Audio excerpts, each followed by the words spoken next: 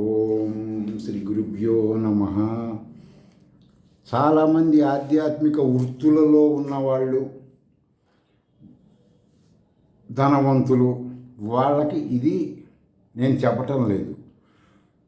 మధ్యతరగతి వాళ్ళు, దిగువ తరగతి వాళ్ళు ఆధ్యాత్మికంగా నష్టపోకుండానే చెప్తున్నాను. అందరూ నవరత్నాల ఉంగరం పెట్టుకుంటారు. వేదంలో చెప్పిందేంటి, పురాణ ప్రవచనాలు చెప్పిందేంటి, మీకు మీ ఆధ్యాత్మిక వృత్తుల్లో ఉన్న వేషధారని వాళ్ళు చెప్పిందేంటి, ఇది తెలుసుకోండి. ఈ రోజున వేదంలో చెప్పినటువంటిది శరీరంలో మాంసము రోగగ్రస్తం అయినప్పుడు, శరీరంలో మాంసం అనేది ఒక సబ్జెక్టు, అది బాగుంటేనే మానవుడు ఆరోగ్యంగా ఉంటాడు. అది రోగగ్రస్తం అయినప్పుడు పుష్యరాగరత్నము అలాంటి మంత్రం చేసుకొని మాంసాన్ని బాగు చేసుకోండి. రోమములు, వెంట్రుకలు లోపల నుంచి వస్తాయి, స్కిన్ డిసీజులు రావటం, దురదలు రావటం, కొన్ని ఇవన్నీ వచ్చి గందరగోళం. తర్వాత వాటి వలన తలలో మన ధనవంతులలో ల్యాండ్ లాగా ఉంటుంది, అలా మానవుడి తలలో ఒక ల్యాను లాగా వెంట్రుకలు రావటానికి ఉంటుందన్నమాట. అది పాడైపోయిందనుకోండి, వాడి ఆలోచన వ్యవస్థ గందరగోళమై వాడికి చెప్పటానికి వీలైన సమస్యల్లో ఉంటారు. వాడేం పెట్టుకోమంది, నీలమాణిక్యము అలాంటి మంత్రం చెయ్యమని చెప్తుంది. నీలమాణిక్యము లాంటి దేవత రూపం ఉన్న మంత్రం శ్రీ విద్య పరంగా తెలుసుకొని మీ నామరూప తెలుసుకొని చేయమని చెప్తుంది. తర్వాత త్వక్కు అంటే వాక్కుకి సంబంధించిన నెర్వస్ గందరగోళం, ఇవన్నీ కొన్ని ఆహార అలవాట్ల రీత్యా, పంచభూతాల కలుషితం రీత్యా, ప్రకృతి రీత్యా ప్రాబ్లమ్స్ వచ్చినప్పుడు వైడూర్యం పెట్టుకోమంటుంది. దానికి సంబంధించి అంటే ఆ పైన ఖగోళ శాస్త్రం రీత్యా ఆ టైంలో ఆ జన్మించిన వాళ్ళకి ఆ గ్రహం నుంచి వచ్చే వైబ్రేషన్స్ వల్ల ఈ ఫీలింగ్స్ వస్తాయి. ఇవి నివారణ కొరకు శబ్ద అర్థం సంబంధించిన చేస్తే అవి సెటరేట్ అవుతాయి. ఆయుర్వేద పరంగా దాన్ని తీసుకోవాల్సిందే. తర్వాత రుధిరము అంటే రక్తము, అది కలుషితమై గందరగోళంగా ఉన్నప్పుడు పగడం పెట్టుకోవాలి. పగడం అనేది పగడము లాంటి మంత్రం, పగడం గురించి గతంలో చెప్పేశాను మీకు. కాబట్టి మీరు అది సూక్ష్మార్థం తెలుసుకోకుండా ఏదేదో చెయ్యొద్దు. శుక్రము అంటే మానవుడికి అసలు మీరు ఫోన్ ఉపయోగించి నేను చెప్పేవన్నీ చూసుకోండి. ఓజస్ తగ్గిపోతే సావుకు దగ్గరికి వెళ్తాడు.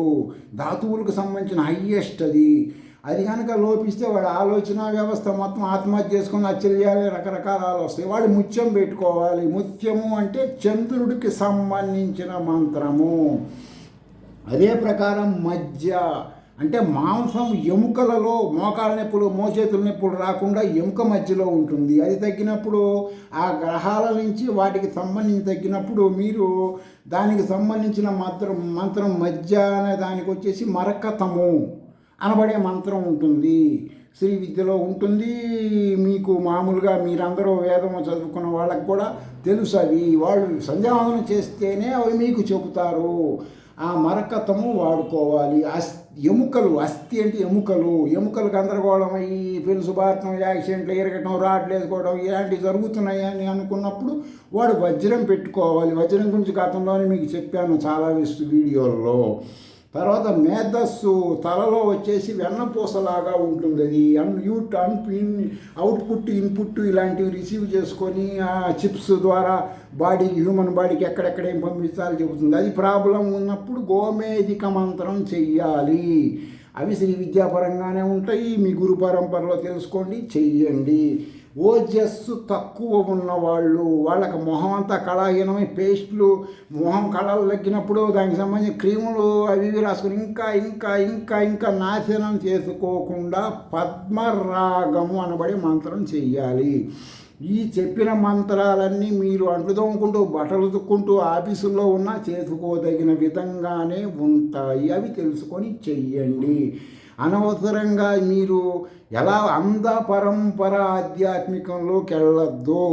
శృతులు చెప్పినవి జ్ఞానకాండలు, వేదములు, కర్మకాండలు. మీకు ఈ ప్రాబ్లమ్స్ పాపపుణ్యముల వలన వస్తాయి. వచ్చినప్పుడు అందులో పాపము అనబడే నెగిటివ్ పోవటానికి పుణ్యము అనబడే మంత్రం పాజిటివ్ అయితే అందులో ఉండే బీజాక్షరములు ఎనర్జీ. ఈ విధంగా మీరు సైన్స్ పరంగా కంపేర్ చేసుకుంటూ మంత్ర సాధన చెయ్యాలి. అంతేగాని అర్థము తెలియని వ్యర్థమైన కర్మకాండలు చెయ్యొద్దు.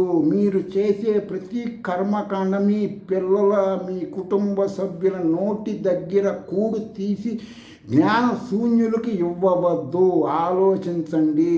అనవసరంగా ఎవ్వడిని గొప్పవాడు అనుకొని దండాలు పెట్టద్దు. మీకు మీరే ఈ జ్ఞానాలన్నీ ఉన్నాయి. ఫోన్ ద్వారా తెలుసుకోండి, ఆచరించండి.